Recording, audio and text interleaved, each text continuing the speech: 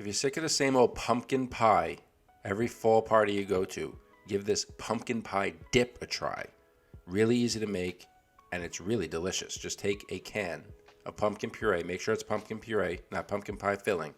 And I like to take the pumpkin puree whenever I'm using it and add it to a pan, to a saucepan here, and just heat it up over the stove. That takes away that like metallic can flavor from the pumpkin puree and just leaves the taste of the pumpkin.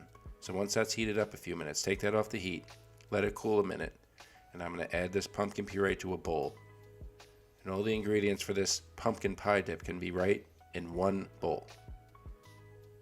Some vanilla extract, pumpkin pie seasoning, which is a mixture of allspice, cinnamon, nutmeg, clove, and ginger. I think that's all the ingredients in pumpkin pie spice. Yes. Fresh ground nutmeg gives that good aroma. About a tablespoon of maple syrup, real maple syrup, and then a box of vanilla instant jello. You could use any flavor you like. I saw like a French vanilla, vanilla bean, but just go with a type of vanilla for that flavor with this pumpkin pie dip here. Incorporate all those ingredients together. And once all those ingredients are combined, I'm just going to add in a pinch of salt here, and then I'm going to add some Cool Whip or Cool Whip. Just like folding some whipped egg whites.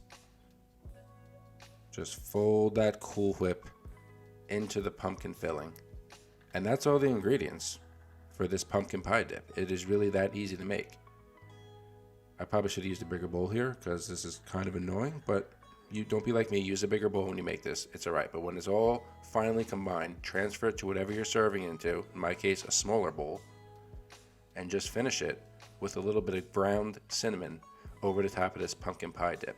And when you're serving this, I like to use some graham crackers and some Nilla cookies for this pumpkin pie dip.